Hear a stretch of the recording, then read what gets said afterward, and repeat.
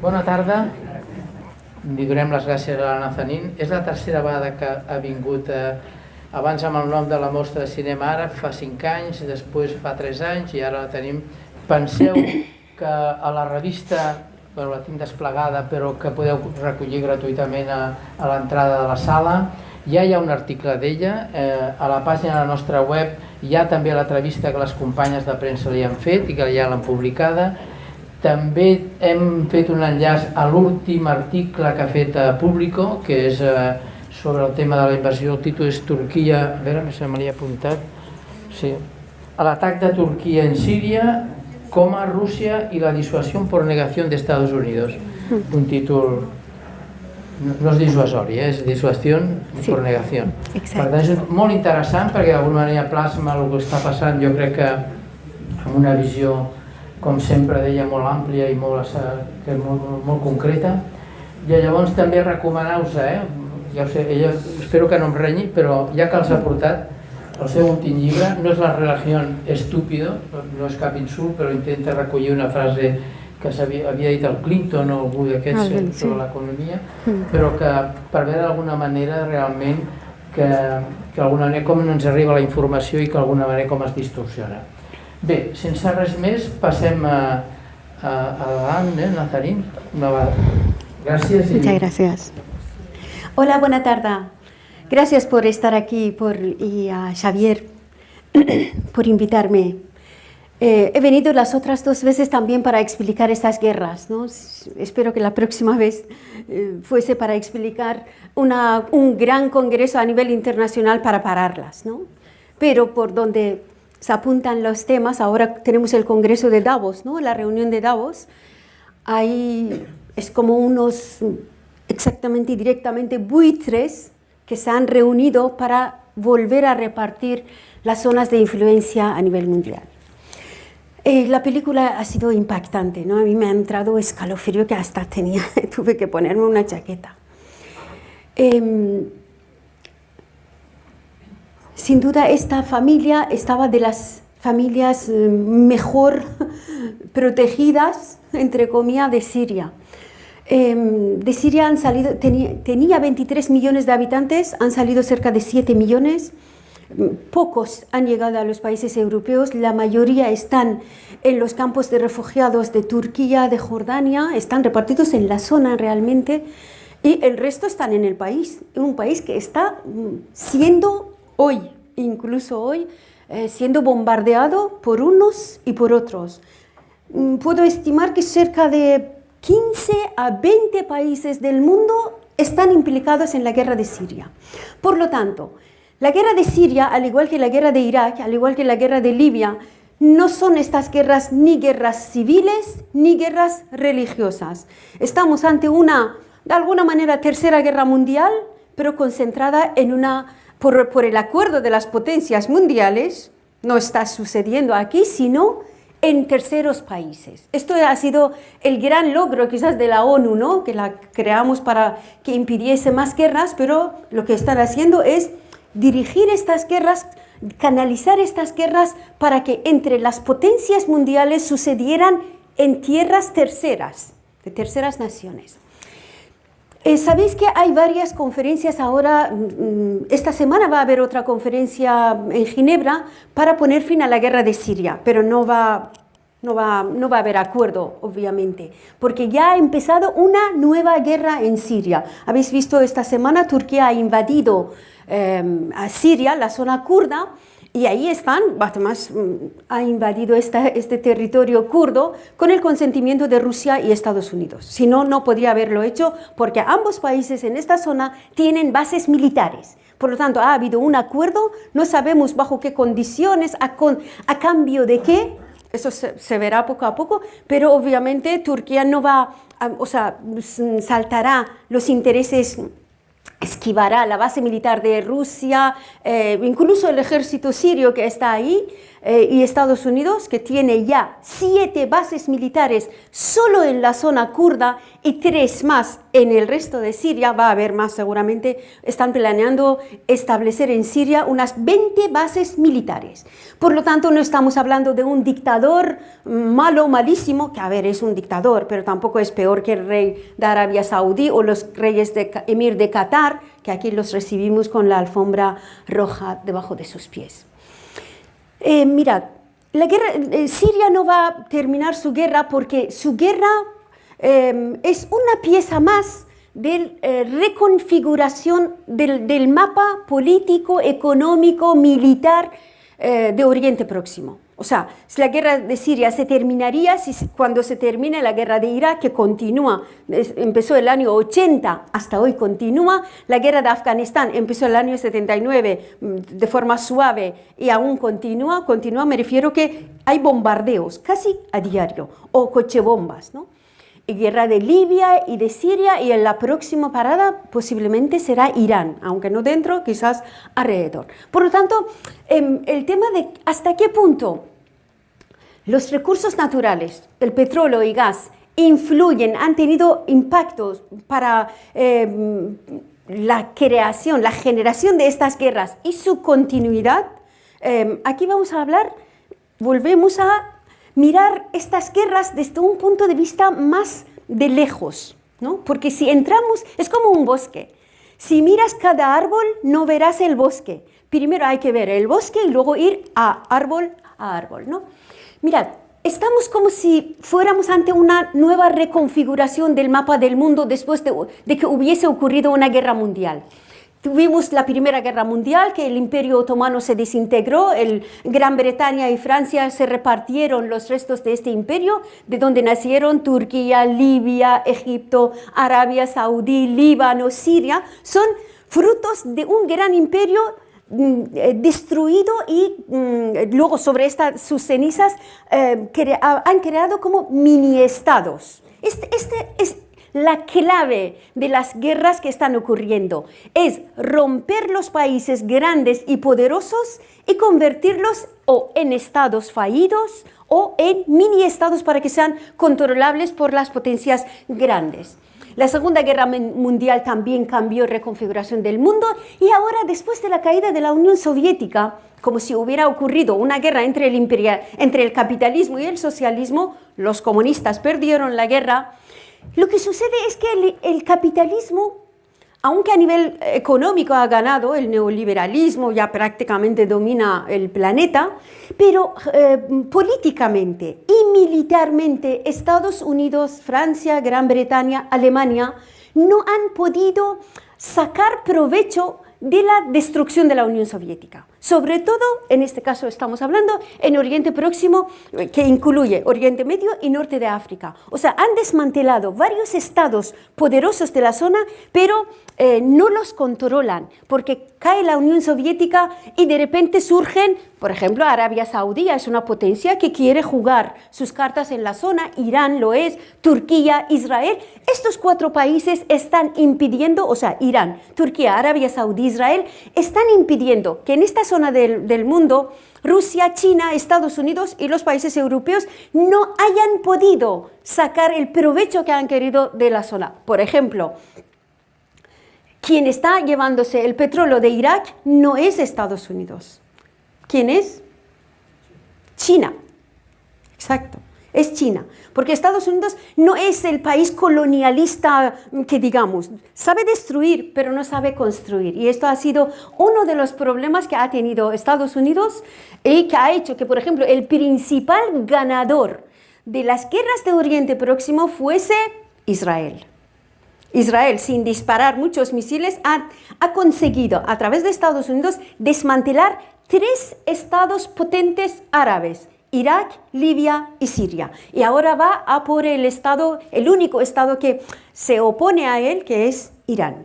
Por lo tanto, para que veáis que hay muchos factores que hacen que este escenario fuese tan complejo que poner fin a estas guerras sea muy difícil. Bueno, sobre las reservas de petróleo hay que decir que en esta zona del mundo hay, aquí, En esta zona del mundo, en este recuadro, está prácticamente entre 65 y 70% del petróleo y del gas del planeta. Las reservas conocidas estamos hablando, ¿no? ¿Qué está aquí? Por ejemplo, Irán es la primera reserva del gas del mundo, es la cuarta o la tercera reserva del petróleo mundial y con este añadido que es el único país de la zona cuyo petróleo y gas no está bajo el control de las compañías estadounidenses. Es uno de los motivos de que Trump, un día sí, otro también, amenaza a Irán con una guerra. Bien. Esto es el gas, porque Rusia es la segunda reserva, Qatar es la tercera reserva del gas del mundo y hay otro país del que no se habla y ha sido uno de los motivos de la guerra de Afganistán, que se llama Turkmenistán, que antes pertenecía, era parte de la Unión Soviética, luego se convirtió en un estado independiente, es la cuarta reserva del gas del mundo. Turkmenistán. Luego, cuando veamos Afganistán, nos damos cuenta hasta qué punto este país ha sido importante en la guerra contra el pueblo afgano.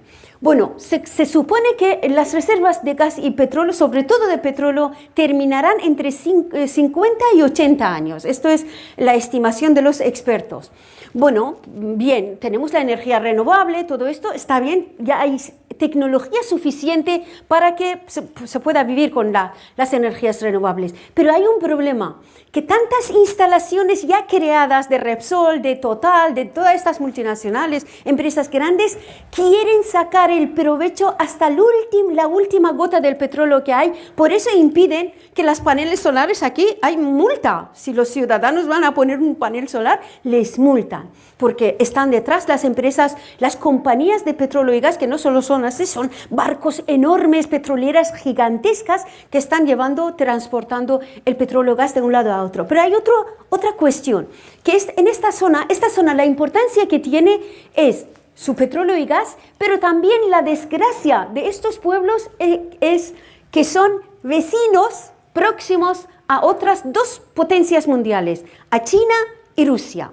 Si China y Rusia estuvieran en otra zona, seguramente aquí habría menos guerra. O sea, es Estados Unidos que al estar lejos se ha acercado. En esta zona tiene ahí cerca de 1 millón de soldados en todo lo que es Oriente Próximo, norte de África, para vigilar a China y a Rusia. Gracias.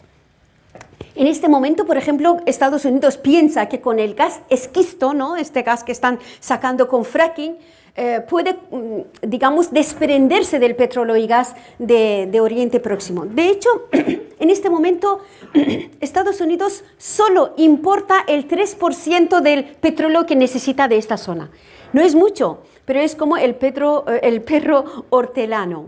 Para que los chinos no se lo lleven, Estados Unidos no va a permitir que este gas y petróleo se quede ahí. Por lo tanto, están creando en gigantescos barcos en los océanos como depósitos de petróleo y gas, están ahí.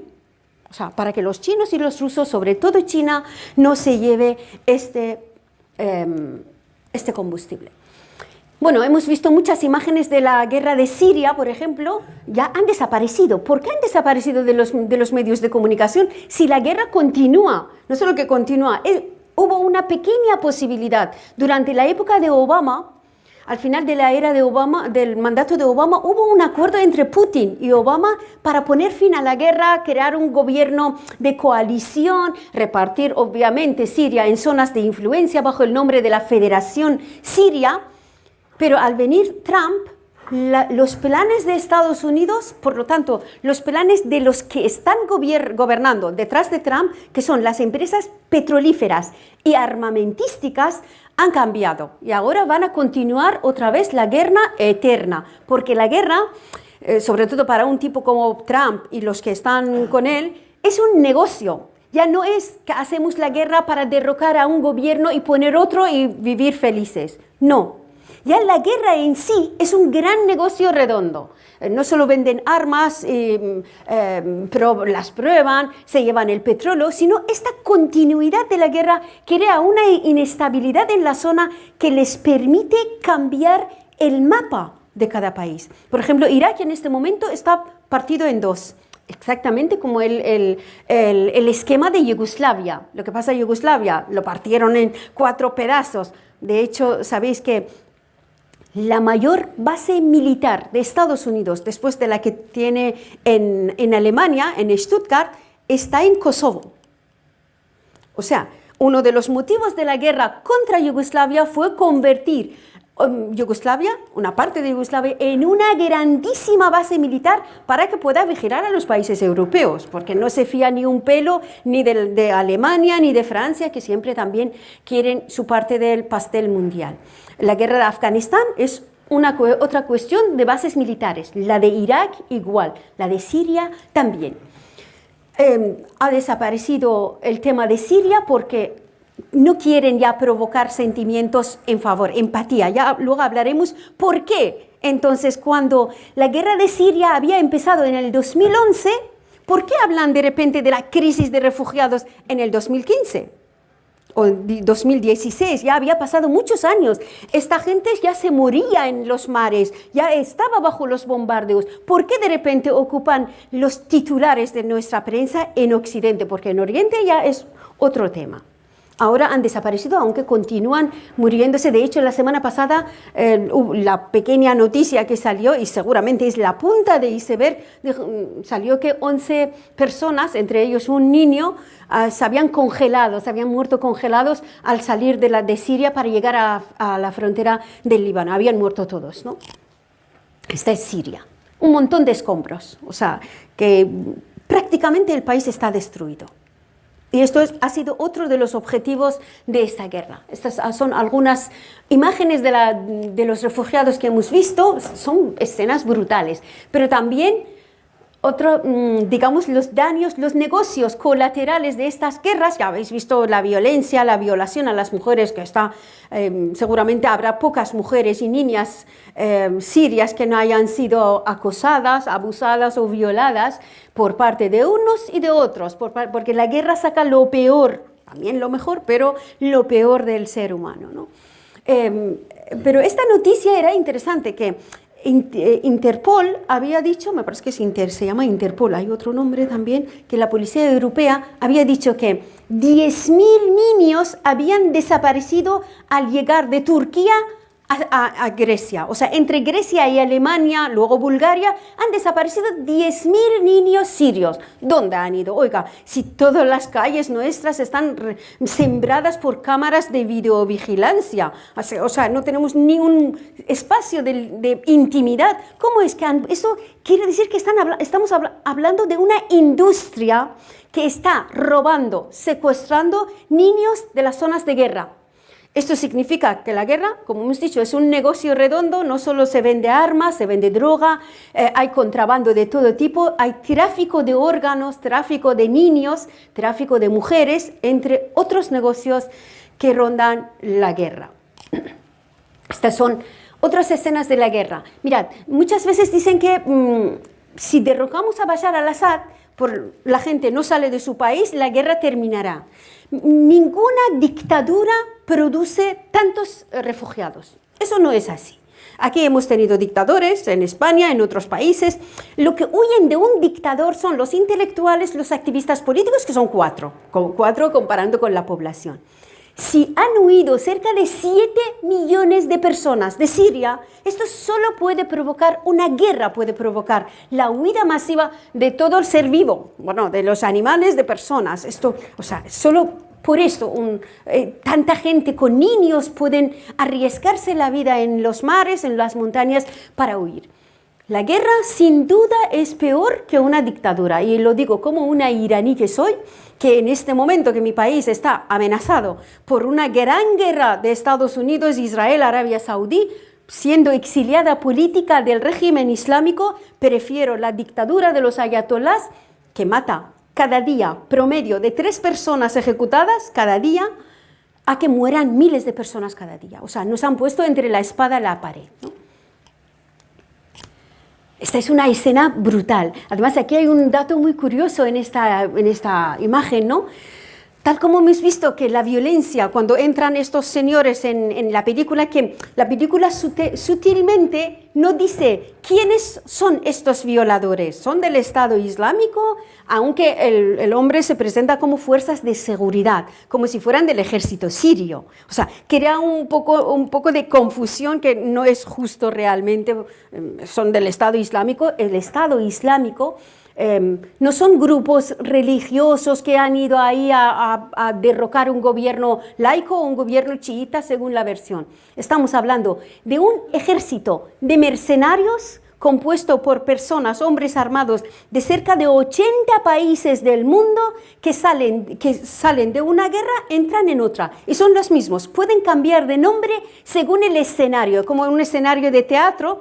En Afganistán se llaman mujahedines afganos, en Irak se llaman rebeldes, en Libia se llaman rebeldes y en Irak, en Siria, en un momento dado se convierten en Estado Islámico, que ahora ha desaparecido del mapa. O sea, ya la prensa no habla del Estado Islámico, o antes les llamaban Al-Qaeda. Pero en este escenario, para esta triple o múltiple represión que hay sobre las mujeres como principal víctima de estas guerras, de todas las guerras siempre, es esta escena que estamos hablando de un país musulmán y ellos están huyendo de un bombardeo. Los chicos con estas camisetas pueden huir, o sea, la indumentaria les facilita una huida rápida, incluso salvar un niño, pero la mujer no, tiene que agarrarse con una mano el velo, porque si se le cae o le matará el Estado Islámico o le violarán o incluso un familiar puede acabar con ella porque ha deshonrado. O sea, es preferible antes morir que salvarse la vida en algunos sitios de Oriente Próximo. O sea, que la religión es un añadido más a esta brutalidad.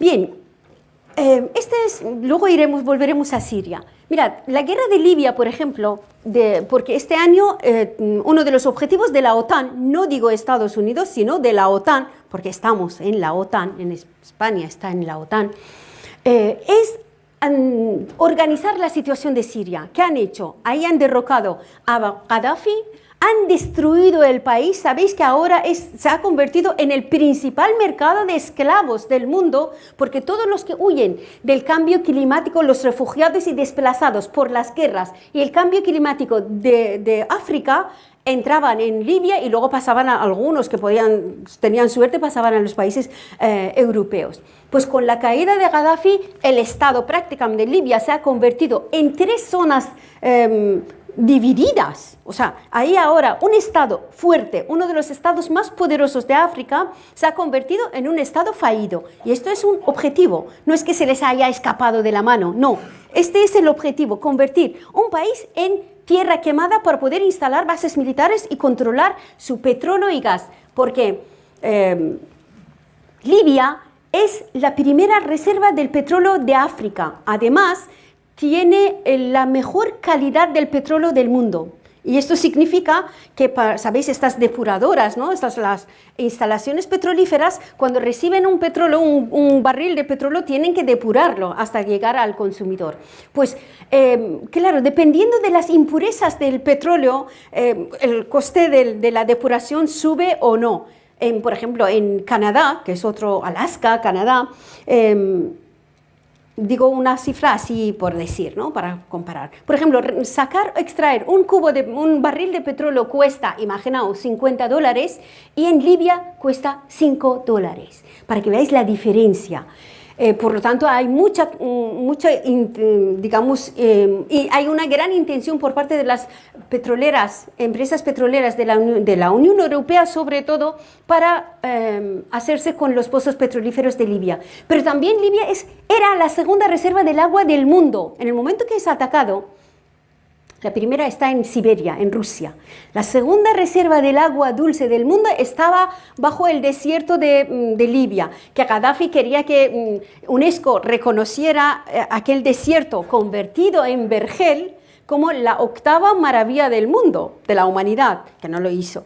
Pero hizo una obra de ingeniería brutal. ¿Qué han hecho? Las empresas francesas, que son las principales que tienen monopolio sobre estas botellas de agua. No digo esta marca, pero en general el agua embotellada, las principales empresas son francesas. Entonces por eso Sarkozy capitaneó la invasión de la OTAN a Libia. No lo hizo Estados Unidos porque Obama no quería aquella guerra. Luego os hablaré también de estas divisiones que hay en la Casa Blanca, entre el Pentágono, la CIA, la Casa Blanca, también tienen sus choques para lanzar o para parar estas guerras.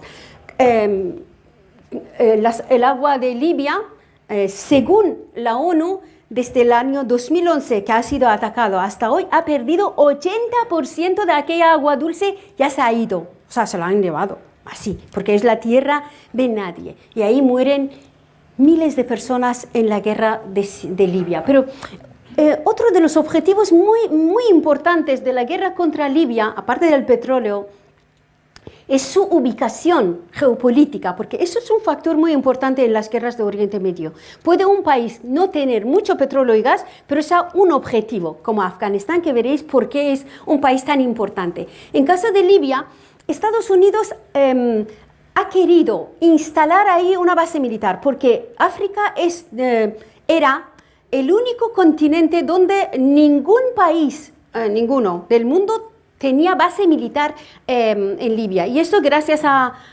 Gaddafi, que en el año 76 hizo firmar a todos los presidentes de África, de la Unión Africana, que se llamaba, que ninguno tenía que permitir la instalación de una base extranjera, militar extranjera.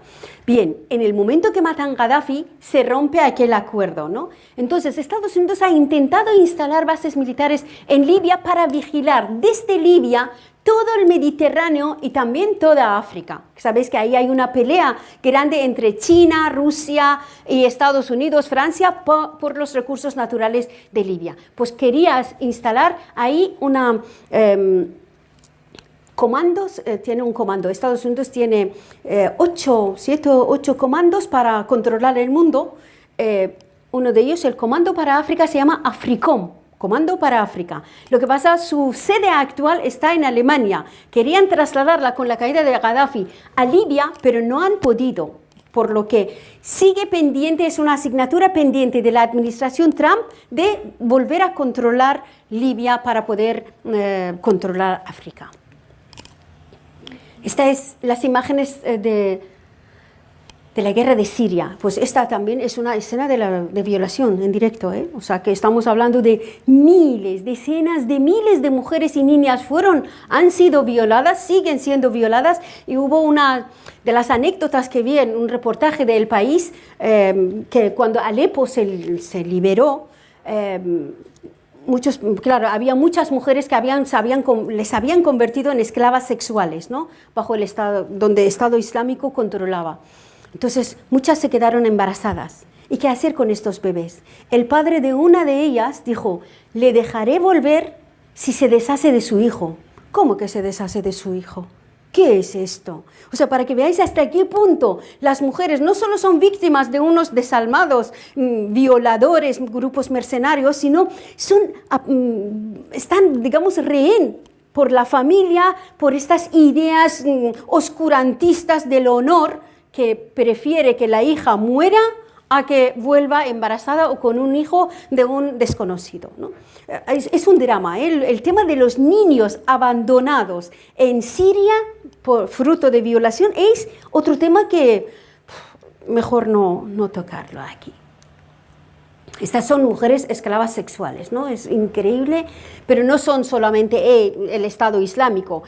Ahí los ejércitos, las personas, porque en una guerra, cuando no hay un Estado, no hay ley, pues es quien pueda, ¿no? Es la ley de nadie. Aquí.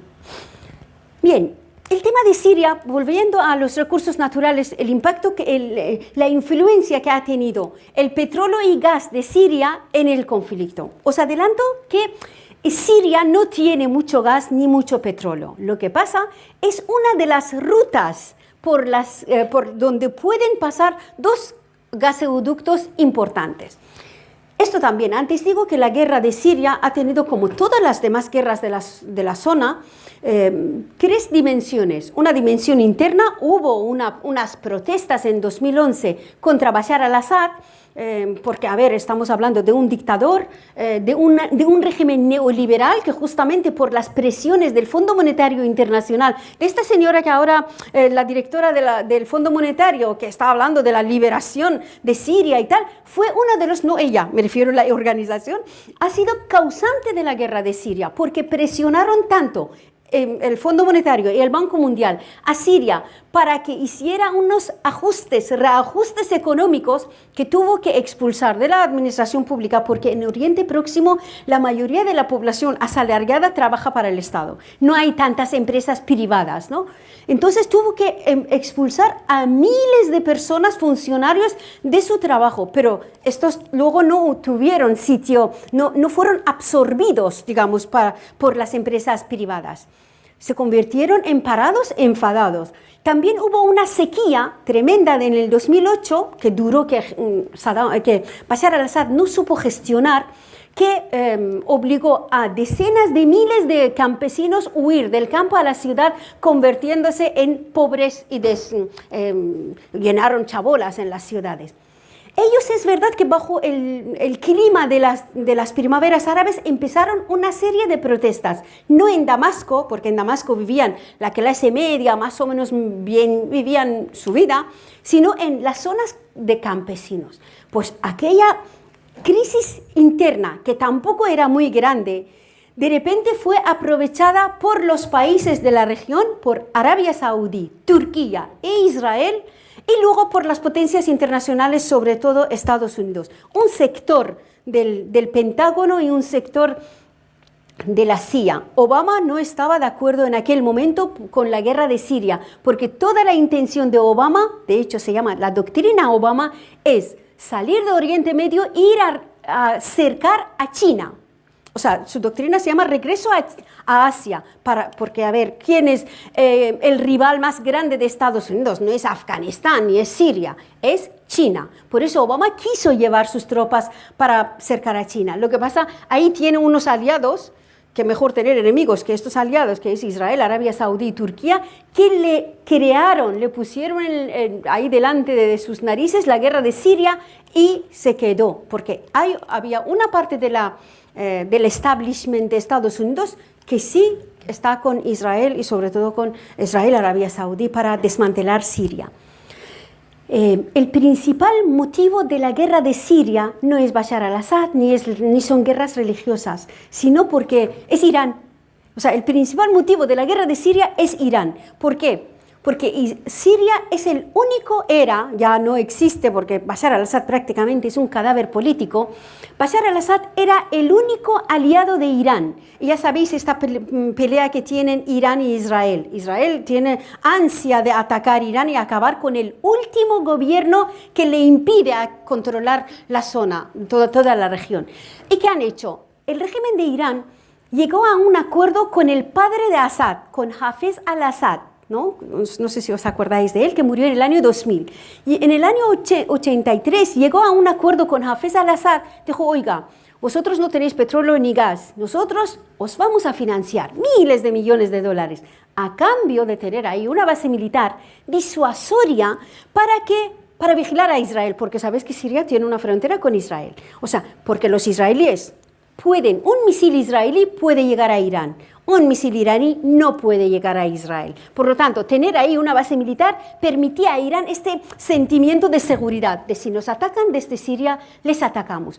Si cae Bashar al-Assad, perfecta, es la última barrera para atacar a Irán. Esto es, para que veáis, la clave, el principal motivo de la guerra de Siria es Irán. Pero luego, en el momento que empieza la guerra, hay... aquí está, ¿no? Este es Irán, para que veáis, ahí he subrayado el mapa, hay Siria, en el medio está Irak, y luego en el azul está Israel. ¿Qué ocurre? En el momento que ya empieza la guerra, sabéis que por otro lado, para que veáis que todo lo que está pasando en el planeta en este momento tiene una conexión directa, un fenómeno con el otro. En el momento que Estados Unidos, por el tema de Ucrania, y luego por la anexión de ¿cómo se llama este país pequeño que Rusia anexionó? Crimea. En el momento que ocurre esto, Estados Unidos obliga a los países europeos el bloqueo de gas, el embargo de gas ruso. Ningún país europeo puede comprar no solo el gas ruso, sino no puede ni venderle nada ni comprarle nada. Bien, pero los países europeos necesitan gas, necesitan petróleo. Empezaron a pensar que, bueno, como no podemos tener el petróleo y gas ruso, ¿cuál es la otra opción? Irán. Entonces, cuando el presidente Obama llega a un acuerdo con Irán para levantar las sanciones económicas a cambio de que Irán renunciase al programa nuclear, Angela Merkel propone a Irán construir este gasoducto que nace en el Golfo Pérsico. Este puntito que veis ahí es la mayor reserva del gas del planeta, que está en el Golfo Pérsico y la comparte Irán con Qatar. Entonces, desde el Golfo Pérsico, el gasoducto, el proyecto de gasoducto tenía que ir hasta Irak. Irak era un aliado de Irán, ya no lo es, porque han cambiado.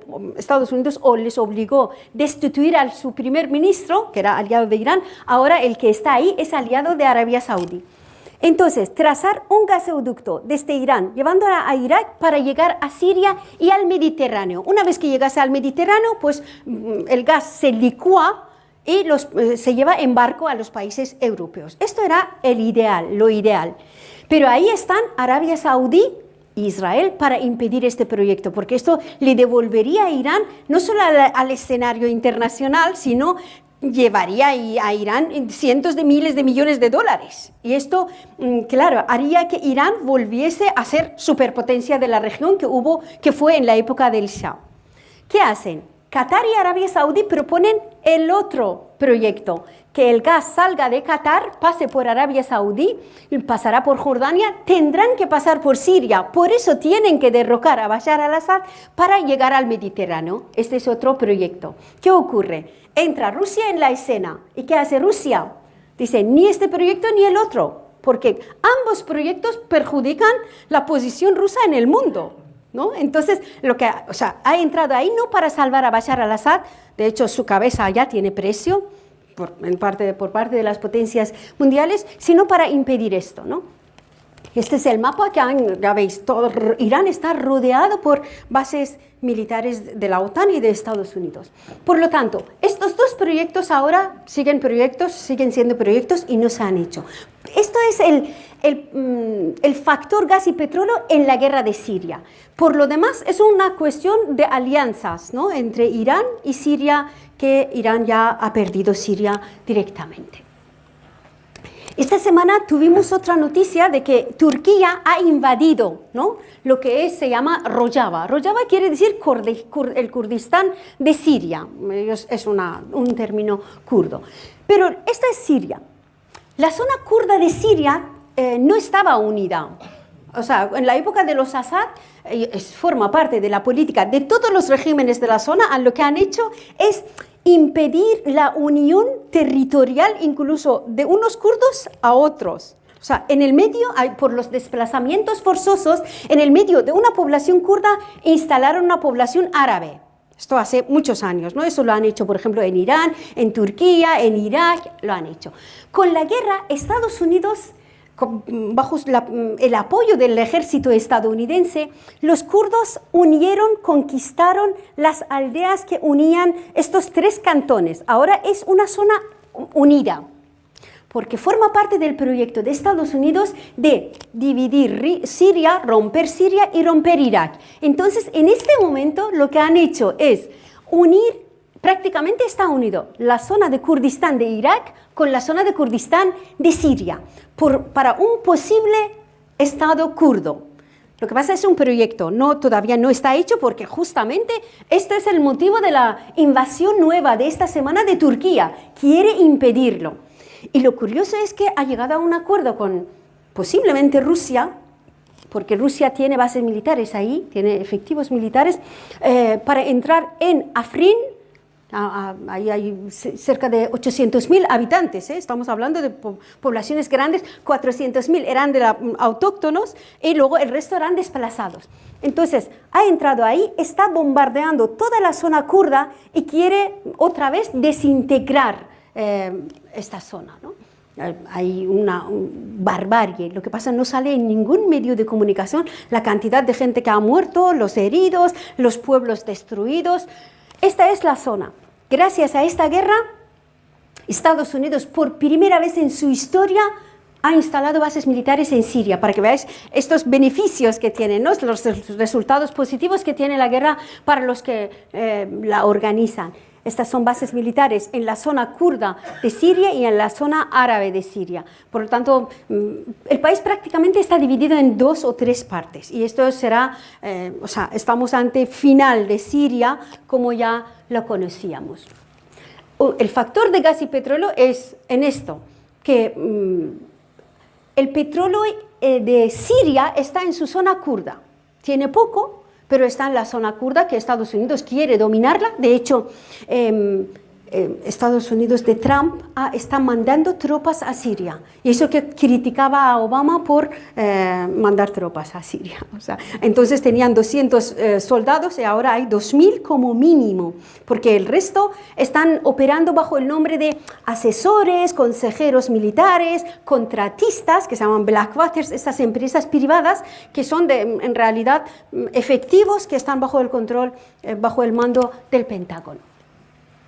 Y la reunión que tuvo el ministro de Asuntos Exteriores de Estados Unidos, Rex Tillerson, tuvo una conferencia de prensa la semana pasada en la que estaba Condoleezza Rice. ¿Os acordáis de una de las promotoras? No solo de la guerra de Irak, porque esta señora es una de las dirigentes de Unocol, que es una compañía petrolífera de Estados Unidos, una de las más grandes, ¿no? Ella es una de las directivas de estas empresas. De hecho, Rex Tillerson, para que veáis el perfil del gobierno de Trump, Tillerson, el ministro de Asuntos Exteriores, es el presidente de la empresa petrolífera más grande del planeta, que se llama ExxonMobil. Esto demuestra que por dónde van los tiros de la administración Trump.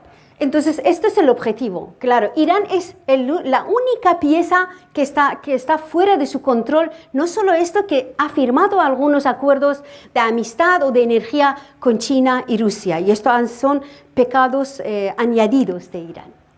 Pues esto era Siria, ¿veis? Ahí, Siria hay un dato muy importante, porque mucha gente dice, bueno, Estados Unidos, el gobierno de Trump es un estado islamófobo, los gobiernos occidentales son islamófobos. Yo no creo en esto. No es una guerra del occidente cristiano contra el islam. No. Es una guerra de los ricos contra los pobres de aquí y los pobres de allá. Los ricos de aquí se han unido con los ricos de allá y es así. O sea, estamos hablando de una élite mundial contra las poblaciones del mundo, ¿no? El gobierno de Bashar al-Assad es el último gobierno secular de Oriente Medio, donde Estados Unidos ha lanzado una guerra, por ejemplo, en Afganistán. Afganistán, antes de entrar los Estados Unidos, los americanos, con el tema de, no es por las Torres Gemelas, incluso antes entraron, convirtieron el país se llamaba República Democrática de Afganistán, bajo un gobierno comunista, socialista, y ahora se llama República Islámica de Afganistán.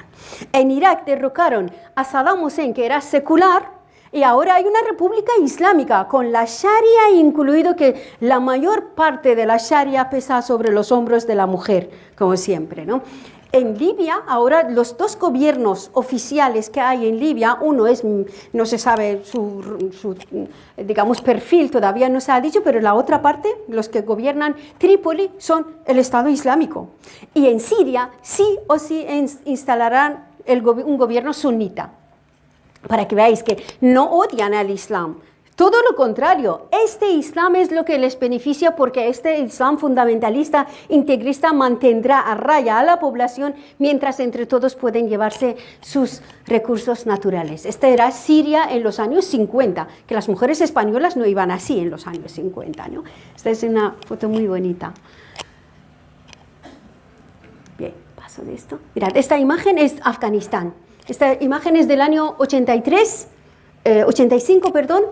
Es la los yihadistas, los mismos del Estado Islámico, para que veáis, estamos hablando de las mismas personas, del mismo grupo que cambian de nombre según el escenario. Es la Casa Blanca, están siendo recibidos por Ronald Reagan. ¿Por qué? Porque era muy importante para Estados Unidos dominar lo que es Afganistán. Afganistán es el país que no tiene muchos recursos petrolíferos, tiene mucha minería. Por ejemplo, posiblemente es la segunda reserva del cobre del mundo después de Chile, posiblemente. Tiene minas de oro. Esta financiera JP Morgan, ¿sí? Algo se llama así, ¿no? Sí, ya ahí tiene su sucursal. Por el oro de Afganistán. Tiene mucha minería, pero el problema de Afganistán, una de las causas del interés que tiene Afganistán para Estados Unidos ha sido el gas de Turkmenistán, que hemos dicho que es la cuarta reserva del gas del mundo. El problema de Turkmenistán es que los americanos no podían extraer el petróleo y llevárselo porque no tiene acceso al mar. Y esto es un problema para los países que no tienen acceso, ¿no? Entonces, tenía que controlar Afganistán, ya controlaba Pakistán, era un país amigo, y podrían luego trazar este gasoducto hasta el mar Arábico. ¿Qué ocurre? Claro, esto es una broma. ¿Cómo pueden hacer esto siendo Afganistán, siendo vecino de dos países petrolíferos, que es Irán y Rusia? Entonces Rusia, ¿no? Estamos hablando todavía de la Guerra Fría, ¿no? O sea, Rusia, Irán jamás permitirán la construcción de este gasoducto, porque es rival. Un día sí, otro también ponen una bomba en la vía del gas. De hecho, son los soldados españoles que vigilan esta ruta de Herat por donde tiene que pasar el gasoducto. Para que veáis, es un reparto, porque Repsol ahí está. Estamos hablando de miles y miles de millones de dólares. ¿Y qué ha ocurrido? Pues este plan se ha ido, podemos decir, al garete directamente. Lo que pasa, Estados Unidos sigue manteniendo sus tropas y la OTAN en Afganistán, incluso van a aumentar más. Este mes Trump mandará 4.000 soldados más a Afganistán. Pero si hemos matado a Bin Laden, ¿por qué queremos controlar aún Afganistán? Porque es el país que comparte frontera común con China, con Irán, con el espacio ruso. Es verdad que ya no existe la Unión Soviética, pero lo que ha hecho señor Putin, justamente él, ha sido reunificar, de alguna manera ha recuperado la influencia que tenía la Unión Soviética en Asia Central. Todos estos países estanes, Tayikistán, Uzbekistán, Kirguistán, que en un primer momento se independizaron, es verdad, pero al no ser atendidos económicamente, por ejemplo, por Occidente, han vuelto bajo el paraguas de Moscú. Porque además ahí tienen unos lazos de 70 años, eran parte de la Unión Soviética. Por lo tanto, Rusia ha recuperado todo lo que son estanes. Y ahí hay otro país que es muy importante para Estados Unidos, que se llama India. Afganistán está en el medio de los países tan influyentes como Irán, que es un imperio realmente, Rusia, otro imperio, China, otro imperio, y el imperio índico. De Afganistán nunca saldrán. O sea, esta guerra va para largo, ya empezó en el año 80 y obviamente el tema de las Torres Gemelas justificó la ocupación de Afganistán. Eso es importante porque según Trump, el mismo Trump cuando era candidato criticaba a Obama, decía, Obama tiene muy buenas relaciones con Arabia Saudí, país que está implicado en el atentado del 11 de septiembre. O sea, de alguna manera reconocieron que los atentados de 11 de septiembre no los hicieron Al-Qaeda o los afganos o el Talibán. El Congreso de Estados Unidos ha sacado unos documentos de la CIA, está en la prensa el diciembre pasado, de que el gobierno de Arabia Saudí estaba detrás del atentado de 11 de septiembre. A ver, ¿detrás de cuántos atentados más está y por qué? Pero ahí está quién es el guapo que toque a Arabia Saudí, ¿no? Pero aquello sirvió más allá de quién lo hizo, sirvió de pretexto para ocupar Afganistán, que no Arabia Saudí. O sea, tenían que haber castigado a Arabia Saudí, ¿no? Pero esta política de utilizar la religión en esta zona tan importante del mundo es una de las estrategias más importantes de Estados Unidos. En el año 78, el asesor de seguridad de Jimmy Carter, el presidente de Estados Unidos, que se llamaba Brzezinski, murió hace 2 o 3 años, elaboró una doctrina. Dice, mira, ya tenemos a los soviéticos controlados por el tema, a través de lo militar, de lo económico. ¿Y qué tal si utilizamos la religión? ¿Cómo poder utilizar la religión? Pues sí, los fundamentalismos religiosos, todos son, la característica, su principal rasgo es que son anticomunistas. ¿Por qué son anticomunistas? Porque, claro, dicen que los comunistas dicen Dios no existe. Entonces, claro, el imperio americano dice Dios existe y es cristiano, pero los rusos, los soviéticos comunistas son ateos. Por lo tanto, si tienen que tener una alianza, serán aliados de Estados Unidos. Bajo este pretexto, utilizaron en Afganistán, en Irán y en Polonia, todos frontera de la Unión Soviética durante la Guerra Fría, una alianza que aún sigue. Utilizaron al fundamentalismo religioso contra, no solo la Unión Soviética, sino contra las fuerzas de izquierda de toda la región. Pero es el año, es muy importante que eso no es casualidad. El año 78 Estados Unidos manda a los yihadistas desde Pakistán, ahí los entrena, los manda a Afganistán para derrocar al gobierno socialista de Afganistán. En Irán abortan la revolución que hicimos nosotros contra el Shah, un dictador despiadado, un país absolutamente asfixiante para las fuerzas democráticas, y abortan, secuestran la revolución que era progresista y llevan a Ayatollah Khomeini. El año 78 empiezan a negociar con él en Francia y luego le colocan con un Air France, le dejan en el aeropuerto de Teherán. Desde entonces hasta hoy. Por lo tanto, eso de quién es el enemigo de quién, quiénes son los aliados, y luego hacen lo mismo con otro país fronterizo con la Unión Soviética, que fue Polonia. No sé si os acordáis de Lech Walesa, el sindicato de solidaridad. Exactamente el año 78, Estados Unidos empieza a invertir en Lech Walesa, pero no solo esto, sino en el mismo Vaticano. Se eleva al máximo poder del Vaticano un papa polaco por primera vez en la historia de la Santa Sede. Y sabéis que uno de los méritos, entre comillas, de Juan Pablo II, esto es titular del país, que dice Juan Pablo II colaboró con la CIA para derrocar la Unión, para desintegrar la Unión Soviética. Este tipo de alianzas con las fuerzas más oscurantistas y reaccionarias en esta región del mundo continúa. Por lo tanto, esto es pantomima de que estamos en Siria matando al Estado Islámico. Esto nadie se lo cree. Desde que está Estado Islámico en Siria, Estados Unidos ha podido entrar por primera vez en este país. Es como el bombero pirómano.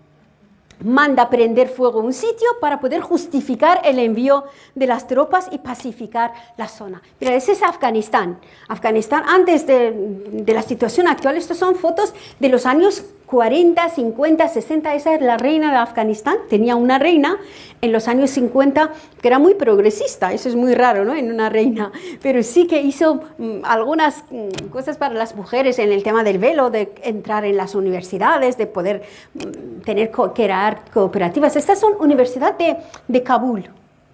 O sea, que las mujeres afganas no nacieron con el burka, ni ahí era infestado por los talibanes, que no es un pueblo subdesarrollado, violento, salvaje. Este es Afganistán, este es el 8 de marzo del año 80, antes de que se cayera el gobierno. Estas son azafatas afganas, en el año 79. O sea, es increíble cómo estos son los años 50. Mira, las fotos son iguales que las de Irán. Lo que pasa ahora en Irán, las mujeres envueltas en el chador y desaparecidas del mapa, cuando, por ejemplo, en Irán las mujeres tenían una ministra en el poder en el año 64, cuando muchos países europeos no las tenían, ¿no? O sea, que utilizaron las fuerzas religiosas para devolver la región, esta región tan importante, a la Edad Media, porque si no, no podrían controlar el petróleo y gas. Esta señora era ministra de Cultura de Afganistán en el año 80, Anahita Ratibzadeh, que murió hace 2 años en París. Este es Afganistán de entonces, de la República Democrática de Afganistán. Mataron a su presidente del mismo modo que a Gaddafi. O sea, lo que está ocurriendo ahora no es nada nuevo, forma parte de un proyecto general para toda esta zona estratégica del mundo que empezó a partir del año 79-80 y continúa hasta hoy. Este es Afganistán. Entonces, pero esta es Afganistán ahora. Toneladas de bombas que lanzaron sobre Afganistán en busca de una persona que se llamaba Bin Laden. Dijeron, no, es que tenemos que destruir porque estos nos han matado a 3.000 americanos. Bin Laden puede estar en una cueva desde ahí dirigiendo los atentados de 11 de septiembre. Por favor, esto es una broma ¿cómo han podido tomar el pelo a millones de personas durante además tantos años? Lo que sucede en Afganistán, paso las imágenes, lo que sucede en Afganistán es de las primeras guerras que Estados Unidos lanza después de la desintegración de la Unión Soviética. Y el espacio afgano sirve para los americanos, además de ocuparlo por la geopolítica, para deshacerse de las armas viejas de la Guerra Fría, porque estas empresas armamentísticas necesitan volver a fabricar armas. Y si no hay un enemigo ficticio que se llaman los islámicos, si ya han desaparecido los enemigos rojos, pues fabrican un nuevo enemigo, que es Bin Laden. Bin Laden había muerto posiblemente en el año 2002.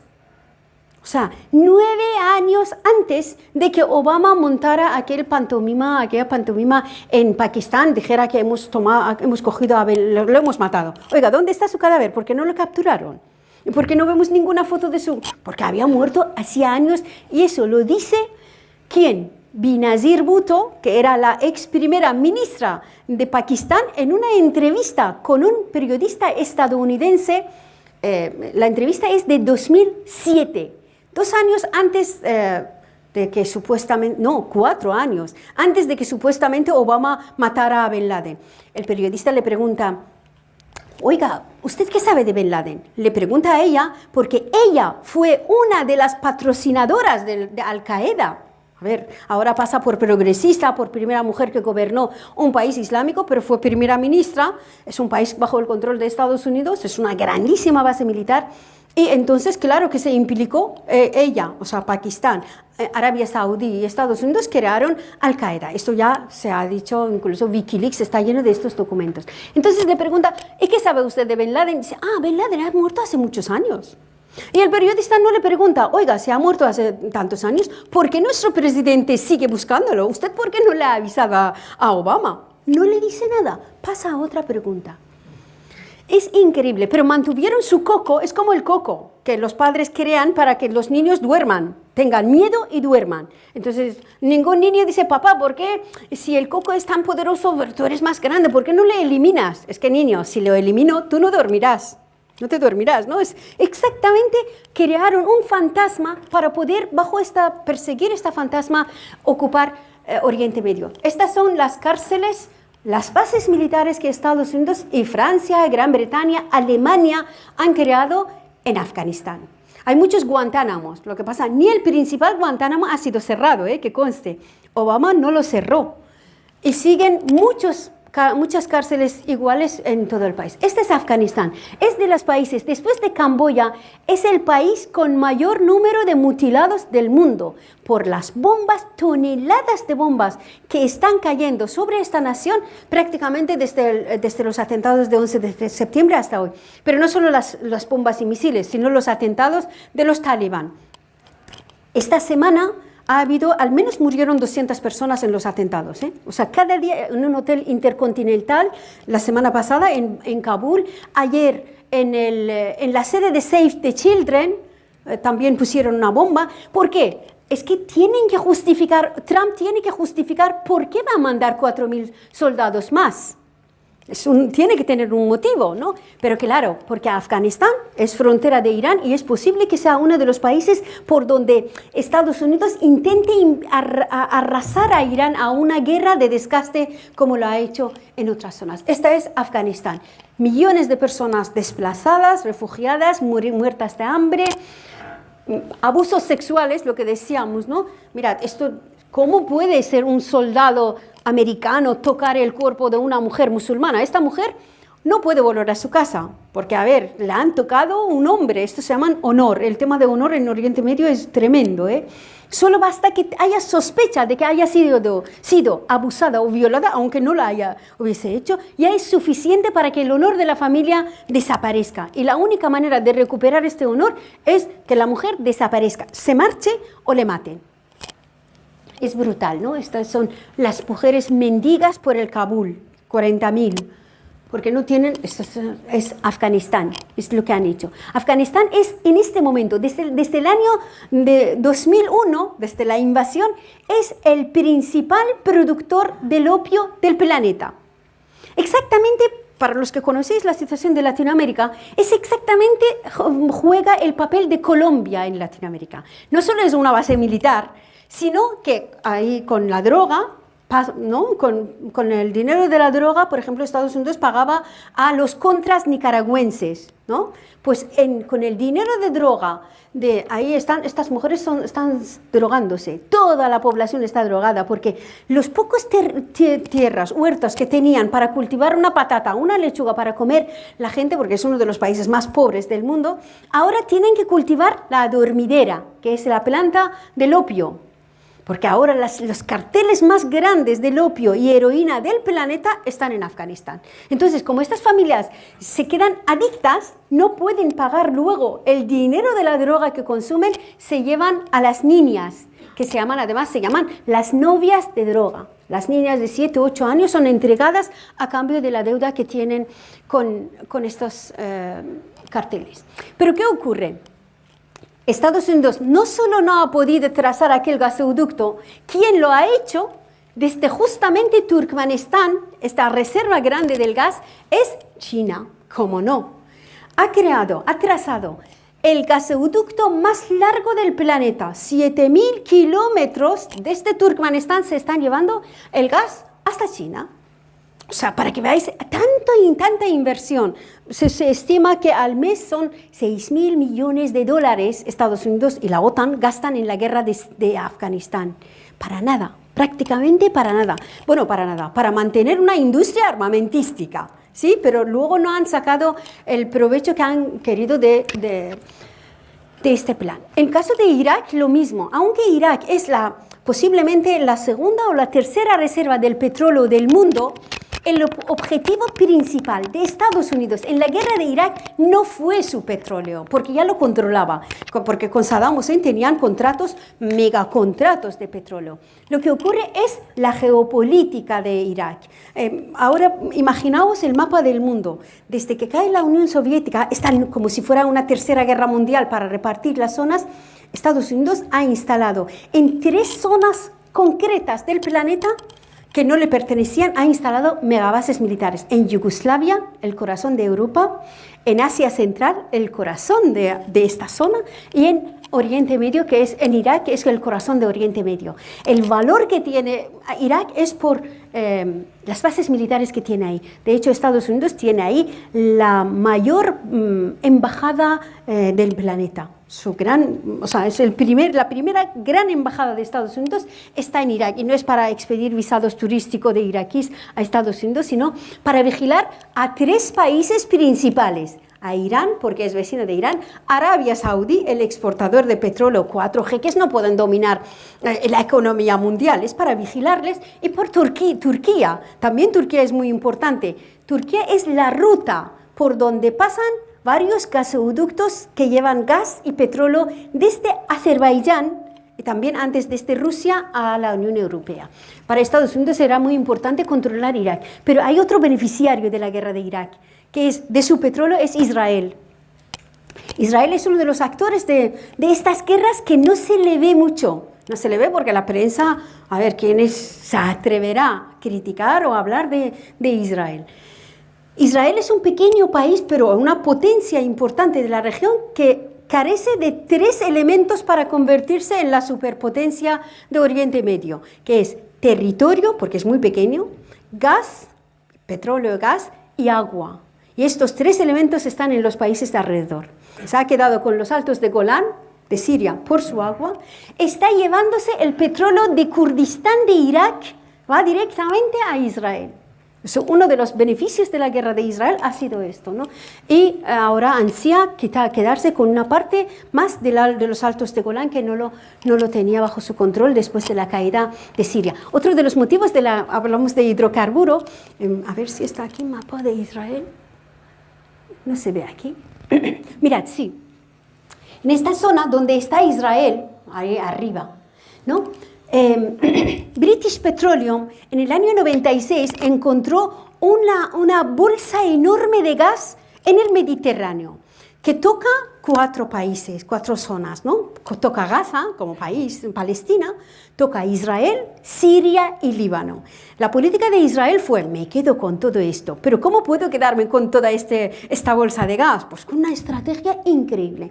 Bueno, el gas no pueden llevárselo los de Gaza. ¿Por qué? Porque ahí gobierna Hamas. Hamas es un gobierno, es una organización terrorista que puede utilizar el dinero del gas del Mediterráneo para su terrorismo. Por lo tanto, consiguió que el dinero de gas de Gaza se depositara en una cuenta bajo el control de la ONU. No se lo llevan los palestinos. Y ahora sabéis que Estados Unidos ha cortado a mitad la ayuda humanitaria que pasaba a los palestinos. O sea, morirán más todavía los que viven en Gaza. Luego, con la guerra de Siria, como no existe ya el Estado, su gas se lo lleva Israel.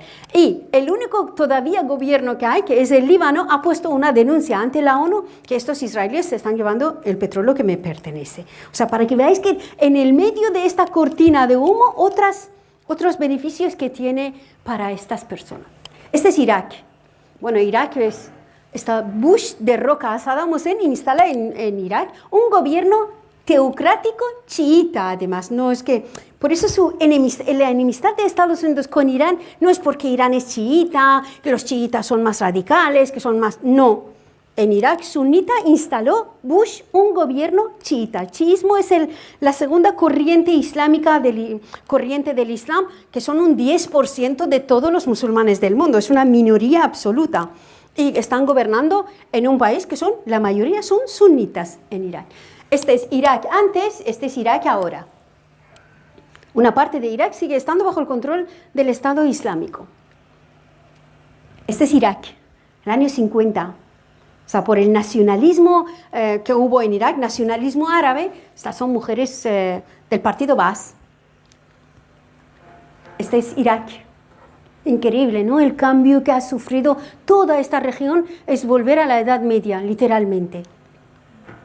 Este también es Irak antes. Y este es ahora Irak. O sea, miles de personas han sido asesinadas, cerca de 2 millones. Con las sanciones económicas se estima que han muerto cerca de 2 millones de personas. Millones de mutilados, secuestrados. Mirad, los países del Golfo Pérsico, entre ellos están Qatar, Emiratos Árabes Unidos, que están patrocinando a Real Madrid o a Barça o Paris Saint-Germain, todo esto, a la televisión nacional de Francia la subvenciona Qatar, que es uno de los patrocinadores del Estado Islámico según Hillary Clinton, no según la izquierda, no, según Hillary Clinton. Pues las mujeres y los niños y las niñas secuestradas de Siria, de Afganistán y de Yemen, de Irak, son trasladados a los países del Golfo Pérsico, a estos países monarquías del Golfo Pérsico. Desde ahí llegan a Kosovo, Bosnia, y desde ahí son repartidos por el mundo. O sea, hay un tráfico de niños y de trata, ¿no? De niños y mujeres brutales, con tantísimos, por ejemplo, cientos de miles de niños se han quedado huérfanos. Estamos hablando de guerras que no han terminado. La guerra de Irak empezó con Irán en el año 80. En 1980, los americanos, Henry Kissinger sobre todo, provocaron una guerra entre Irán y Irak que duró 8 años. Murieron de ambos países cerca de 2 millones de personas. En Irán, 6 millones de mutilados, aún están. Y en Irak lo mismo. La guerra en Irak continuó desde el año 80 hasta hoy. No ha terminado esta guerra. Para que veáis que cuántos mercados paralelos que se llaman beneficios colaterales, ¿no? Que puede haber en Irak. Este es Irak. O sea, estas son algunas fotos salieron de una de estas fotos que hacen los móviles, mira cómo violamos, como estos de Manada, ¿no? Manada de Bilbao. Violan y mandan la foto a todo el mundo. Pues se capturaron algunas fotos y salió el escándalo de Abu Ghraib. No sé si os acordáis de las torturas de los soldados. Esta no, esta es una escena normal, que entran en casas, detienen, atan a las niñas, los niños, violan, matan. Hay una película que lo ha hecho un estadounidense que se llama Redacted, que es un escenario como este, que entran los soldados, 5 soldados americanos, encierran a toda la familia en una habitación, violan a una niña, todos ellos, y luego prenden fuego a la casa y se van. Sí, 3 de estos soldados fueron condenados a 2 o 3 años de cárcel, porque los soldados americanos tienen impunidad en sus actos de fuera. Este es Irak, ahora.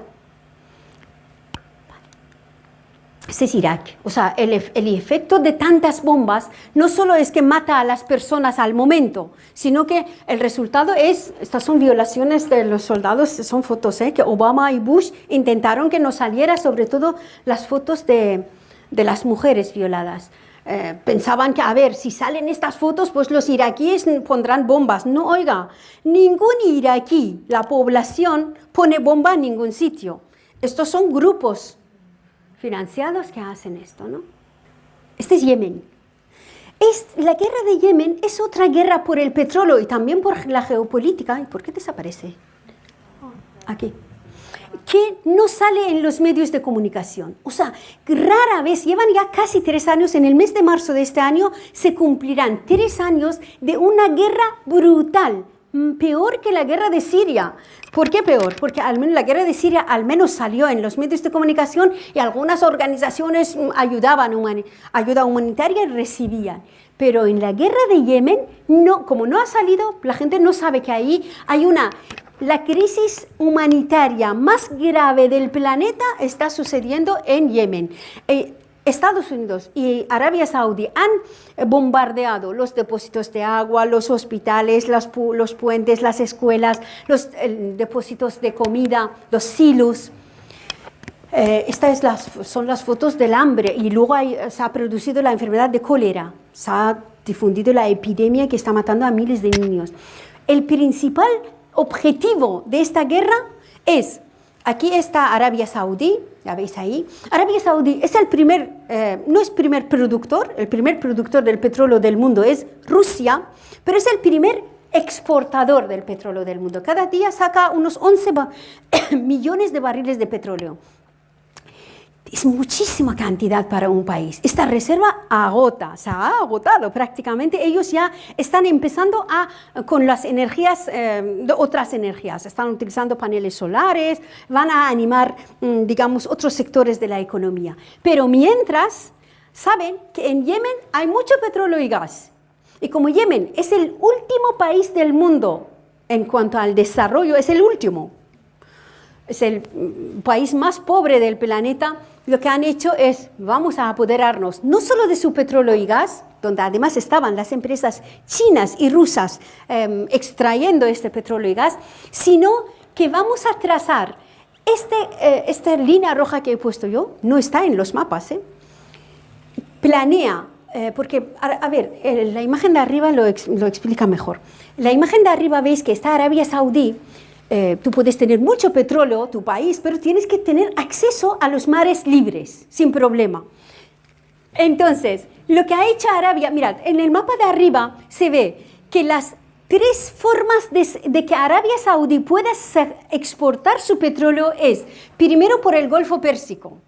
Pero el problema del Golfo Pérsico que está bajo el control más o menos de su principal enemigo, que es Irán. Por tanto, Irán, si se vuelve loco, si hay una guerra, puede cerrar el estrecho de Hormuz e impedir la salida del petróleo de Irak y de Arabia Saudí. Luego tiene otra salida ahí, que es el canal de Suez, ¿no? Que está Egipto, Etiopía. El problema que había antes, en el momento que empiezan la guerra, es que Arabia Saudí no se fía de Egipto. Tiene una relación de amor-odio porque los dos representan los 2 países más importantes del mundo árabe. Hay una batalla por la hegemonía. Le queda una única ruta segura y es matar al débil que es Yemen, y trazar este gasoducto desde Arabia Saudí al Golfo de Adán. Sí puede controlar el Golfo de Adán, y es lo que ha hecho.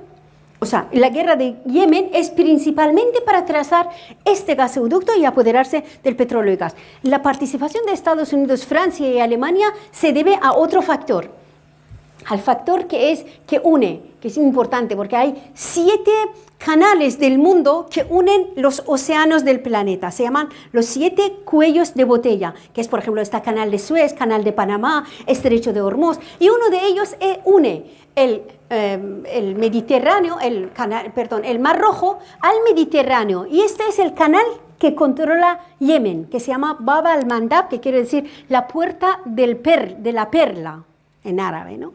Porque extraían perlas de ahí, cuando la reina de Saba, ¿no? Bien, entonces lo que quiere Arabia Saudí es controlar el Golfo de Adán para poder exportar su petróleo de forma segura. Esto es el principal motivo de que 23 millones de personas están sin comida, sin agua. Digo así, literalmente, porque hasta la ONU ha protestado que, oiga, dejar que los barcos de la ayuda humanitaria de la ONU puedan llevar alimentos al puerto de Adán y al país. Ha dicho que no. ¿Cómo que no? ¿Y por qué no le ponen una sanción a Arabia Saudí para que diga que sí? Pues no pueden tocar a Arabia Saudí. Tiene un poderío tan grande. Mirad, es tan grande el poder de Arabia Saudí que es cuando el Congreso de Estados Unidos desclasifica un documento de la CIA, por lo tanto la CIA lo sabía, que desde el año de los atentados de 11 de septiembre. En este documento dice que los atentados de 11 de septiembre fueron planeados por el gobierno de Arabia Saudí. Así, directamente, no por algún jeque príncipe, por el gobierno de Arabia Saudí. Entonces, esto lo saca el Congreso de Estados Unidos. Lo que pasa, para que esta resolución del Congreso llegase a tener efectividad, porque basado en esta resolución, las familias víctimas del atentado pueden reclamar indemnización y llevar al gobierno de Arabia Saudí ante los tribunales. Entonces, para que esto resulte efectivo, tiene que firmarlo el presidente. Entonces la resolución a Obama. Obama dice, no lo voy a firmar, así directamente, se niega a firmarlo. Esto está en la prensa. Y la respuesta es que si lo hago, la economía del mundo se hundirá. No porque es Arabia Saudí y tiene petróleo, no solo por esto, sino porque la mitad de las inversiones en la industria petrolífera de Estados Unidos viene del dinero de Arabia Saudí. O sea, la bolsa caería. De hecho, hay una carta de Arabia Saudí dirigida a Obama que usted no querrá que ocurriese esto. Pues no, señor. O sea, que la muerte de 3.000 personas, mis compatriotas fuera, pero no van a tocar a Arabia Saudí justamente por los intereses que tienen. Otra vez, volvamos a Libia, ¿no? Este escenario de Hillary Clinton, no sé si os acordáis, en el momento que es increíble para que veáis quiénes están detrás, porque dicen que no, los rebeldes sirios capturaron a Gaddafi y lo mataron. Pues no era exactamente así. Cuando sale la noticia del asesinato de Gaddafi de forma brutal, además le mataron, estaba una presentadora de la televisión americana, estaba haciendo una entrevista en directo con Hillary Clinton. Entonces ella era secretaria de Estado de Obama. Y de repente que dice, mira que tenemos la última noticia que han matado. Y ella se salta sobre la CIA y dice, expresa una frase en latín que es algo así, que fuimos, ganamos, vinci, algo así. O sea, que dice, fui yo porque el día anterior, ella estaba en Libia. Quería ponerse las medallas. Dice, mira, que fui yo y hoy ha muerto. O sea, que yo mandé matarlo porque sabían dónde estaba Gaddafi. Y esta es reparto del pastel de Libia entre British Petroleum, Royal Dutch, Shell, Total, Repsol, Gazprom. Todos estos ahora están esperando para recibir parte del pastel del petróleo libio. Pero ahí hay un dato muy curioso también que os comento para que veáis hasta qué punto son capaces de manipularnos y somos capaces de caer una y otra vez en la trampa de que Saddam Hussein tenía armas de destrucción masiva. No es que ya hayamos aprendido. Ninguna guerra, o sea, la primera víctima de todas las guerras es la verdad.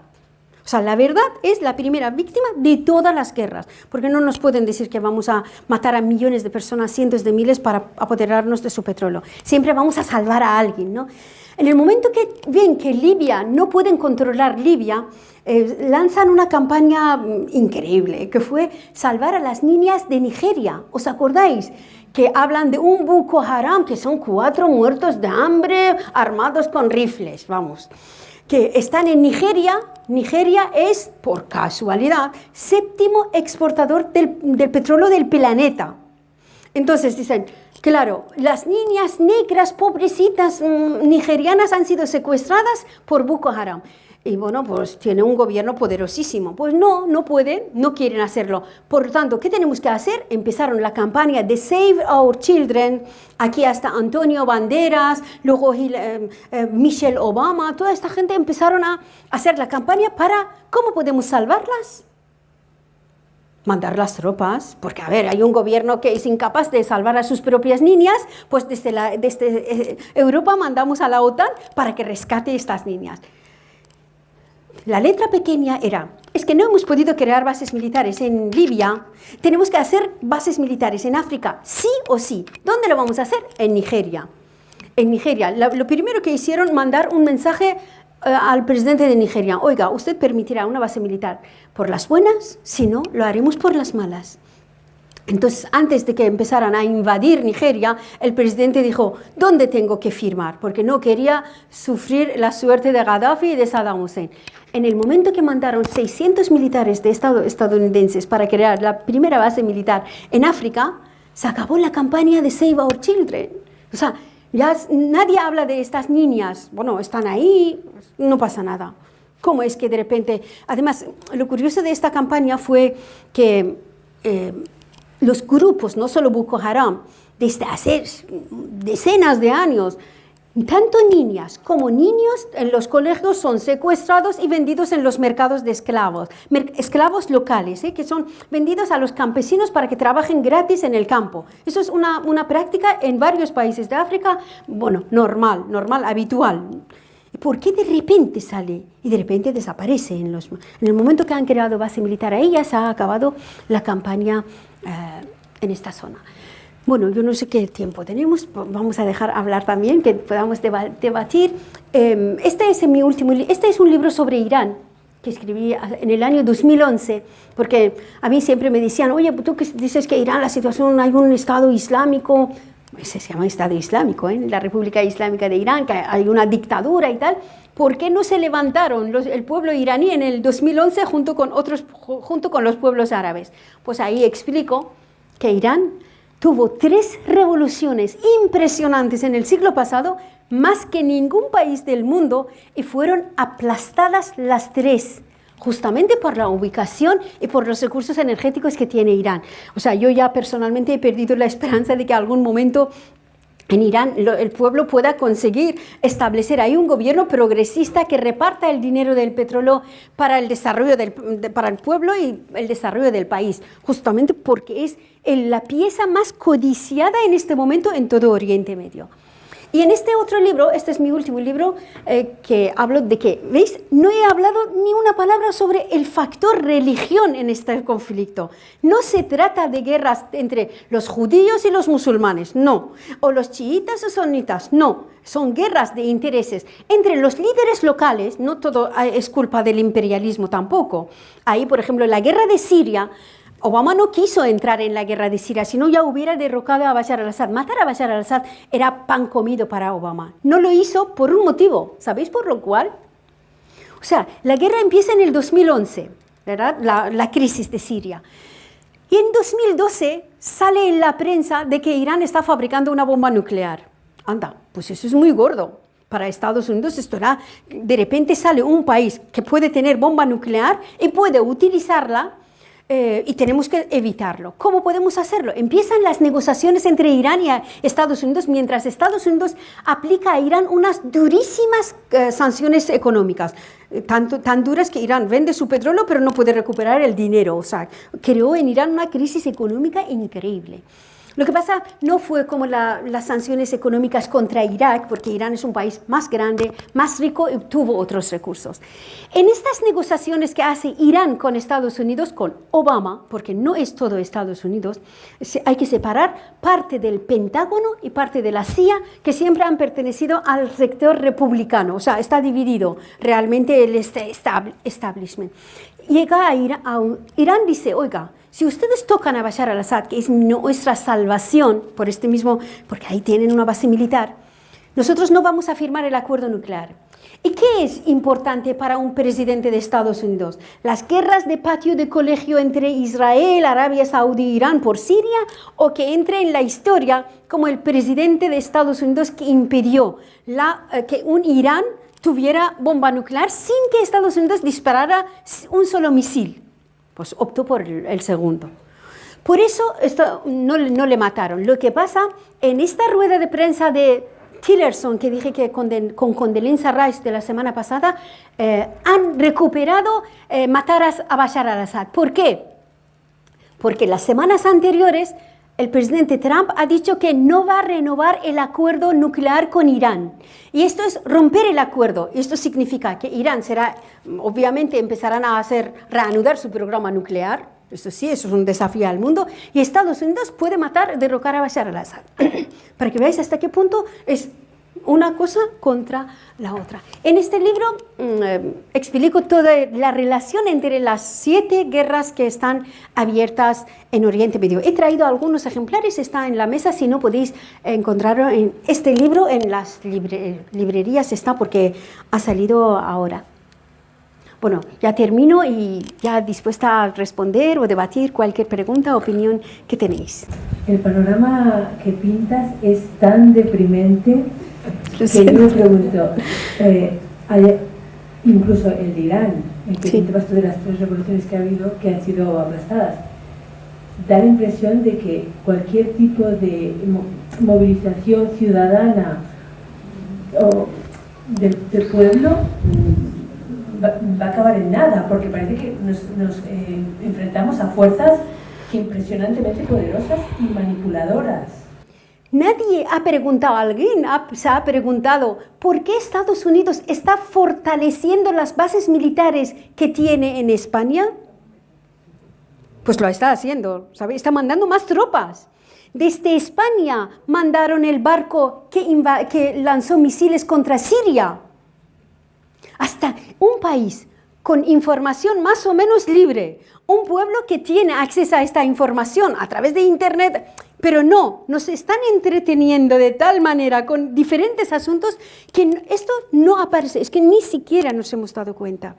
Porque después de que no han podido controlar Libia, están fortaleciendo las bases militares, aparte de Nigeria, que ahí están empezando, hasta 2020 no pueden utilizar la base que están construyendo en Nigeria, están fortaleciendo las bases militares en España para poder vigilar el norte de África y Oriente Medio. Ante este panorama, ¿cómo queréis que un iraní, un afgano, un sirio pueda tener acceso a información y luego hacer algo? La manipulación es tan sutil, tan impresionantemente elaborada. Luego, mirad, hay otro factor.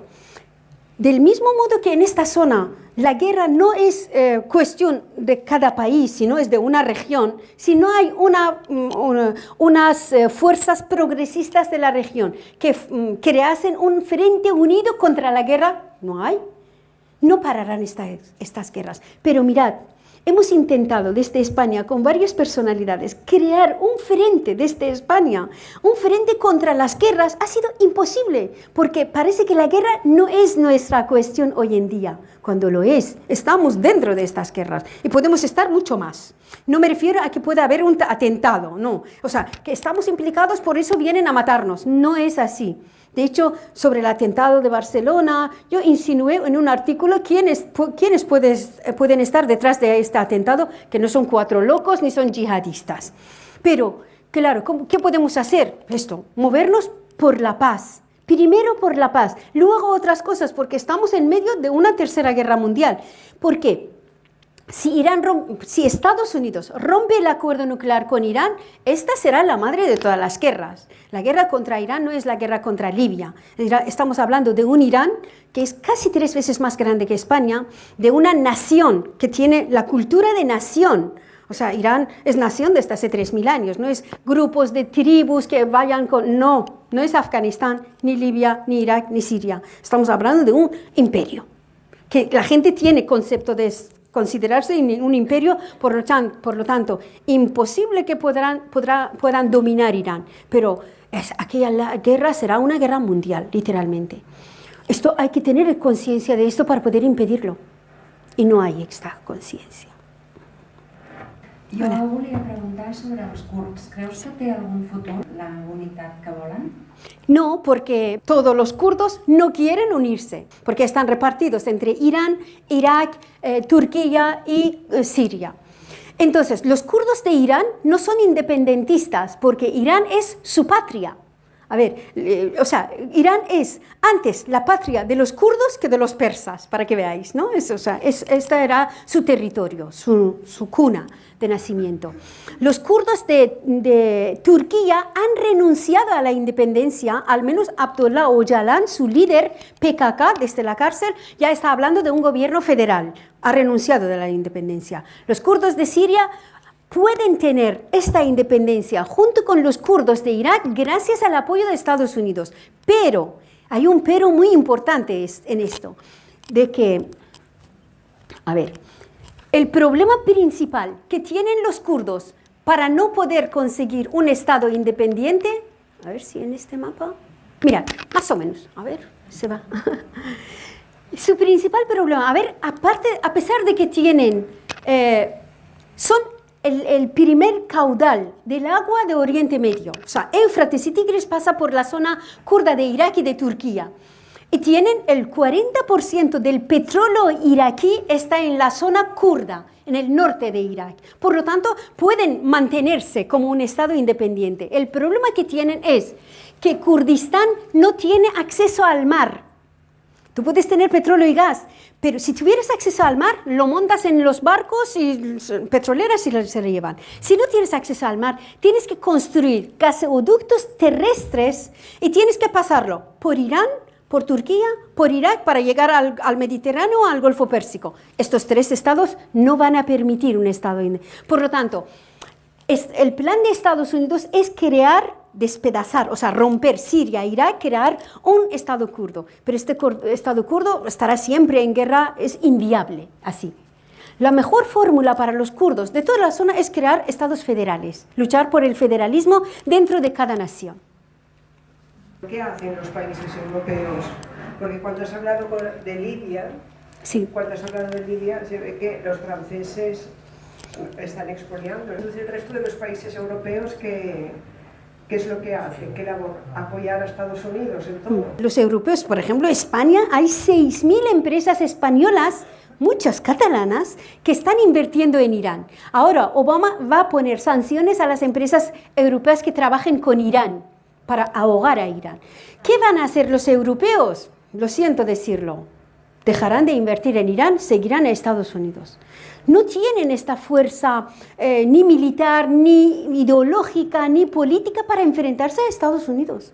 No es una Unión Europea independiente, no lo es. No veo yo a España enfrentarse a Estados Unidos defendiendo a sus inversiones en Irán. No van a invertir en un país que puede que mañana sea invadido. El problema de la Unión Europea es que no tiene una política exterior independiente.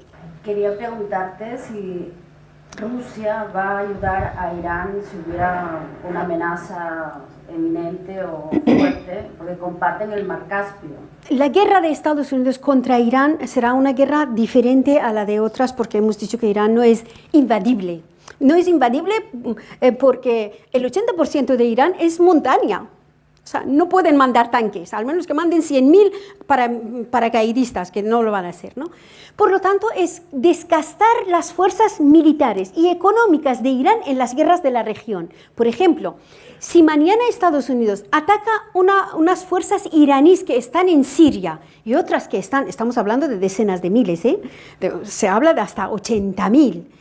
Y luego Irán tiene fuerzas en Irak. Si Estados Unidos empieza a atacar estas fuerzas, Irán fortalecerá estas fuerzas. Por lo tanto, estamos hablando de 2 guerras de desgaste en la que Irán se desgastará hasta desfallecer. Entonces, esto hará que Rusia no intervenga, no va a intervenir. Mirad lo que ha hecho Rusia con el tema de los kurdos de Siria, no tiene perdón de Dios.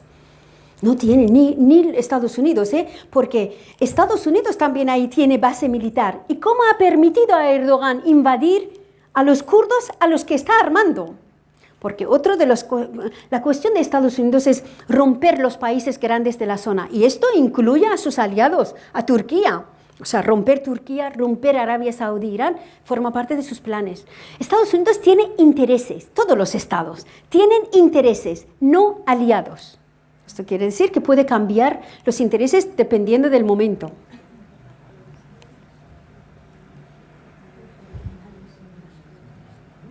En su momento, Barcelona tuvo un papel importante en la plataforma Aturem la Guerra, sí. Y esto tuvo su incidencia, por hasta el mismo Bush lo nombró en su momento. No vamos a hacer caso de lo que digan esta gente de Barcelona. Por tanto, ya has dicho que esto se ha diluido, no se habla, está perdido, pero ¿qué dirías, qué nos aconsejarías que podría ser? Uno, identificar cuáles son esos factores dentro del Estado español que hace las visitas del monarca a Arabia Saudita, eso es relativamente conocido, pero como población civil, como gente que de alguna manera nos preocupamos, ¿qué tendríamos que hacer? Bueno, aquella foto, después de los atentados de Barcelona, la foto del rey, por un lado, y un señor que llevaba un cartel aquí en Barcelona que ponía que usted vende armas a Arabia Saudí, porque sabía, la gente no tenía esta información, pero sabía que esto huele, estos yihadistas, ¿de dónde traen? ¿Quién les patrocina? Porque estos son 4 muertos de hambre, estamos hablando de una guerra de estados. Lo que hay que recuperar es este movimiento Aturem la Guerra, que yo fui muy activa, además con la guerra de Irak, aquí organizamos manifestaciones, conferencias, cursos como este, para que la gente vea que España está implicada ahora en la guerra de Siria, o sea, el próximo ataque también saldrá de España, no a la OTAN. Obviamente, o sea, no puedes luchar por la paz, hay que permitir que la OTAN tenga ahí sus bases militares y les aumenta. No permitir al gobierno español para que permita la entrada de más militares en España. En Irán hay un sentimiento nacionalista, patriótica, tan brutal que a pesar de que en Irán no hay bases militares, ni en la época del Shah, que era muy proamericano, el Shah no se atrevía a instalar ahí en Irán, que tenía 1.600 kilómetros de frontera común con la Unión Soviética. O sea, el mejor sitio para bases militares americanas sería Irán, pero Irán no permitió ni el Shah que tuvieran bases militares. Y el régimen actual, que tiene buenas relaciones con Rusia, durante una semana permitió a los aviones rusos utilizar una base militar iraní para atacar desde Irán a Siria, al Estado Islámico. En Irán hubo unas revueltas, oiga, ¿eso qué es? Hemos dicho que ningún país puede utilizar nuestro territorio para matar a otras personas, porque no sabemos qué personas ustedes están matando. Pues esto me parece fantástico que un pueblo tenga esta responsabilidad, ¿no? Hay que recuperar a Aturem la Guerra, no a la OTAN, tiene que volver, porque esto luego no podemos decir que no lo sabíamos, sí que lo sabemos. Ahora tenemos acceso a información. Desde la base militar de La Rota, salió un barco militar estadounidense con misiles que llegaron hasta el Mediterráneo, frontera con Siria. Desde ahí lanzaron los misiles contra el gobierno de Bashar al-Assad. ¿Fue el tema del gas en aquella época cuando se dijo de que fue el momento que Estados Unidos estaba bajo la presión, digamos, de la opinión pública del gobierno de Trump, bajo la presión del Congreso, de los israelíes, pero saudíes, que oiga, usted tiene que hacer algo porque Obama no lo hizo. Y dijo, ¿queréis que haga algo? Pues mando misiles ahí, mandó el barco y ahí bombardearon. Pero no mató a Bashar al-Assad porque todavía no tocaba. Fue una exhibición de fuerza. Pero mataron a miles de personas, cientos de personas ahí, porque nunca sabes dónde para el misil, dónde cae el misil, ¿no? Mirad, estos sonidos de esta película, yo le estaba reviviendo porque yo viví esta situación de guerra cuando Irak atacó Irán, exactamente vivíamos así. a la oscura cuando salía, pues, anochecía, no podíamos encender ni velas, ¿eh? Teníamos que estar cubierto. Todo este sonido de bombas es increíble. O sea, que estos misiles, aunque fuesen de forma simbólica, fuesen lanzados, no para matar al Bashar al-Assad porque no toca, pero cae en un domicilio, en una aldea. ¿Sabéis cuántas mujeres embarazadas abortan con estos sonidos? ¿Cuántos ancianos tienen infarto? ¿Cuántos niños se vuelven locos? Por ejemplo, una cosa, para que esos detalles, ¿no? Porque estábamos hablando con Xavier, que esta película no demuestra todo lo que hemos dicho, la geopolítica, los juegos internacionales, es la vida de unas personas sencillas que no están ni de un lado ni de otro, no sabemos de qué. ¿Sabéis cuántos niños orinan por la noche, niños grandes incluso, por la noche del miedo, y esto no se les quitará luego? O sea, una serie de trastornos físicos, psicológicos que no se olvidarán. Yo, que viví la guerra el año 80, desde 80 hasta 83 que vine a España, en Irak hubo guerra. Yo no soporto los fuegos artificiales. Yo me acuerdo que llegué a España en el mes de junio, que era la fiesta de San Juan. Entonces estos fuegos, yo decía, se están matando a la gente. Me decía, no, aquí no matan a nadie. ¿Cómo que no matan? Pues para mí era impensable que esto... Yo también había vivido en la época del Shah los fuegos artificiales del nacimiento del Shah, o el nacimiento del Shah, o de Faradima, o el príncipe, o las princesas. Cada día fuegos artificiales. Pero lo que se me quedó grabado era el sonido de las bombas. Y sigue, o sea, yo no soporto los fuegos artificiales. Personalmente me ha impactado un poco, ¿no? Cierta resignación cuando has hablado de que casi preferías que Irán siguiera con el régimen actual a una guerra. Me sorprende una persona que se ha tenido que exiliar de su país. Y toda esta resignación, no sé cuál es el estado de las fuerzas progresistas o democráticas ahora mismo en Irán. El régimen islámico, desde que llegó, prohibió los sindicatos, prohibió los partidos de izquierda, todos, y de derecha también. Entonces prohibieron los partidos políticos, sindicatos, reuniones de más de 3 personas, fiestas, cualquier protesta está prohibida.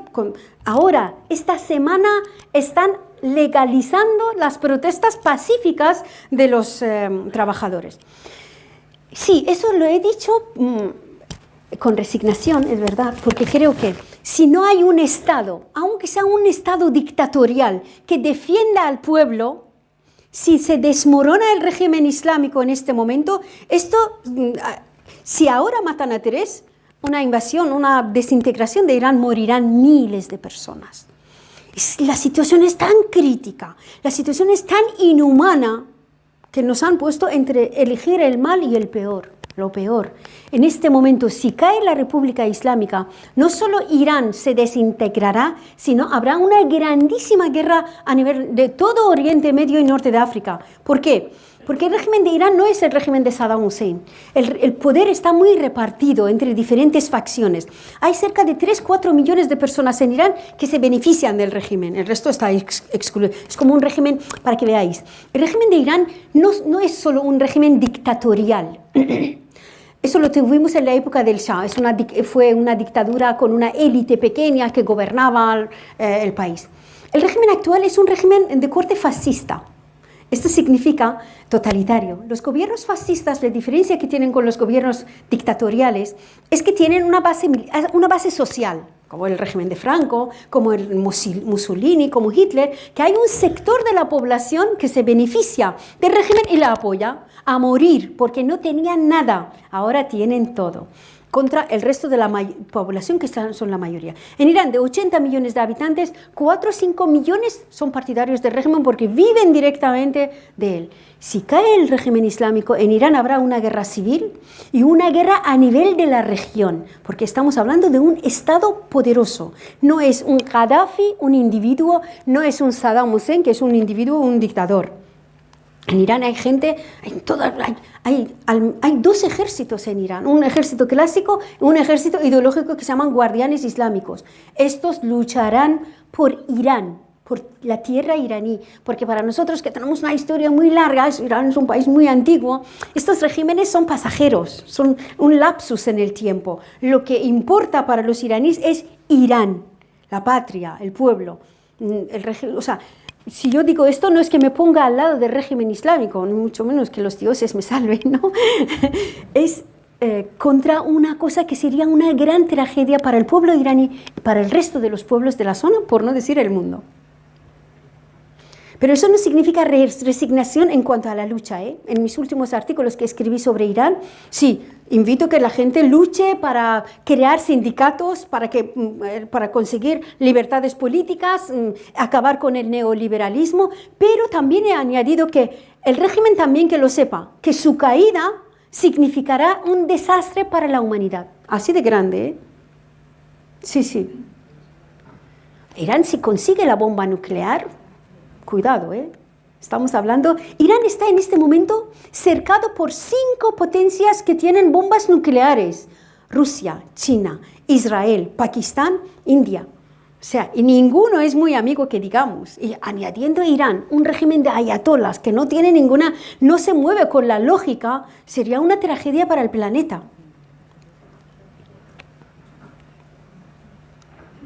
He trobat força interessant la conferència. Ara, potser sí que fora, diguem-ne, interessant també veure els factors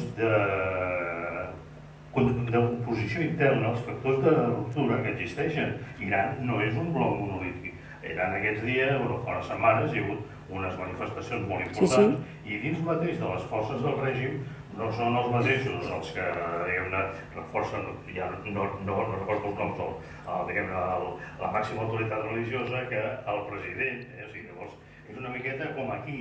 O sigui, per exemple, durant el franquisme hi havia unes forces, diguem-ne, més aperturistes que nosaltres, i a més el país s'estava movent. No hi havia la imatge, diguem-ne, a l'exterior, que el país s'havia acabat l'any 39, per dir-ho així, se seguia fent coses igual. El film, diguem-ne, la guerra finí, això, el país s'està movent. Llavors, ¿qué pasará? En Irán, una protesta obrera está prohibida porque tú no puedes protestar contra el gobierno de Dios. ¿Qué ocurre? Pero hay protestas, porque la represión es tal que hay protestas. Y las protestas actuales nacieron por un sector del régimen en el norte de Irán, el sector de ultras, ¿no?, de los halcones, que quiere debilitar al reformista moderado presidente de la República. Entonces, aquel sector organizó una manifestación de algunos miles de personas en Mashhad, que es el norte de Irán, cerca del Caspio.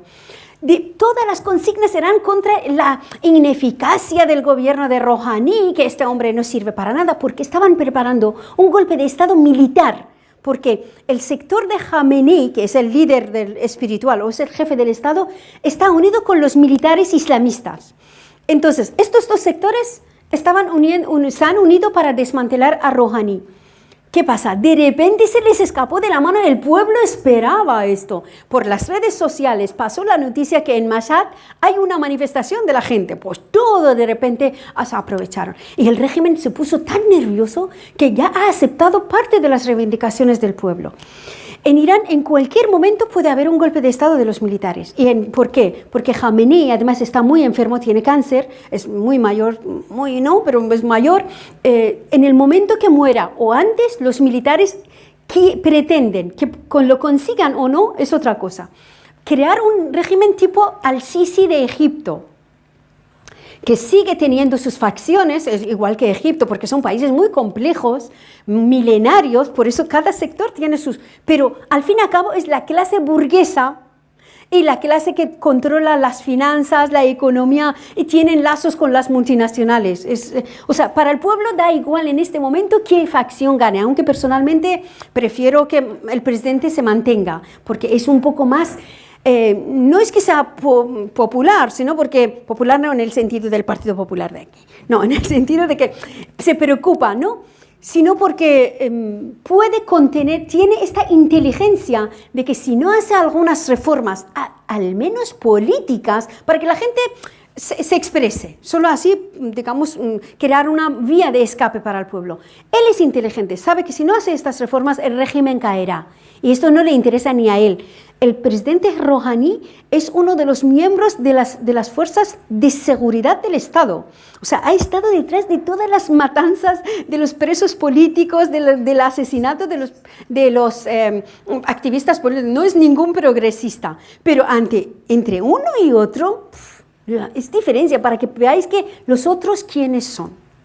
Estos militares islamistas están siendo apoyados por Estados Unidos. De hecho, salió esta semana en la prensa de que Israel tenía a su punto de misil a uno de los generales más importantes de la República Islámica que podrá ser el futuro presidente de Irán, al-Sisi de Irán, ¿no? Israel lo quiere matar en Siria, porque él estaba en Siria. Lo avisa a la base militar de Estados Unidos, dice, mira, vamos a matarle mañana. Los americanos, en aquel momento estaba Obama, dice, de eso nada, no le vais a tocar ni un pelo a este hombre. Lo salva. Para que veáis que Estados Unidos también quiere jugar su carta ante una situación de absoluta incertidumbre y desconocida para él, porque no tienen embajada en Irán. Por lo tanto, no saben qué está pasando realmente dentro de Irán, ¿no? Entonces quieren mantener, a ver qué pasa. No están provocando la caída del régimen islámico. Viendo el panorama deprimente y siendo un poco más conscientes, ¿realmente hasta qué punto crees que un movimiento social o cualquier construcción contra la guerra, aturen la guerra o el que sigui, qué impacto puede tener visto el nivel de tráfico de influencias y lucha de poderes, que yo creo que escapa un poco de las manos, porque creo que Barcelona como núcleo social y de protesta está muy bien, pero si ya no llegamos ni a nuestro ámbito, o sea, ¿hasta qué punto si nuestra lucha se nos escapa de las manos y siendo pacífica y social se encuentran formas de aturarla? O sea, algo que implica el mundo entero. El momento antiglobalización que hubo, que participaron los grupos sociales más que los estados. Por ejemplo, que desde Barcelona, porque es Barcelona, yo he vivido aquí 20 años, tiene un movimiento social de los más poderosos que hay en la Unión Europea. Con ellos llegasen a un movimiento a nivel europeo que obliguen a sus gobiernos no participar en las guerras de Estados Unidos en la zona. Pueden recurrir a una cosa muy importante que Trump ha dicho, que los europeos si quieren guerra, que paguen su parte de la guerra, porque si se llevan los beneficios, también que paguen los costes. Y esto saldrá de nuestros bolsillos. Pues se puede crear un movimiento a nivel europeo, no solo, o sea, desde Barcelona se puede empezar, pero a nivel europeo para que obliguen a sus gobiernos no participar en las guerras de Estados Unidos en la zona. ¿Esto puede ocurrir? Pues esperemos que sí. Es más difícil traer a Puigdemont, que eso es más difícil, pero un movimiento por la paz es más fàcil, para que veáis. Sí. Bé, recordar, demà tindrem un cinefòrum sobre el tema de Corea del Nord, que també té un tema de potència nuclear, sí. És una mica Iran que no tinguin la boca, si la tenen o no la tenen. Per tant, farem una pel·lícula, que aquest és un documental que es diu El Senyor Coreano, fet per un espanyol, a Dòria, és l'únic que han trobat. Vindrà Eduardo Luque, un analista i politòleg, que ens ajudarà també a poder aclarir o contextualitzar tota aquesta situació, d'alguna manera anar aprenent i identificar quines són les dificultats i limitacions per a l'expressió de la sobirania popular, sigui aquí o sigui a Irán. Nazaní, muchísimas gracias. A vosotros, gracias. Muchas gracias. Gracias.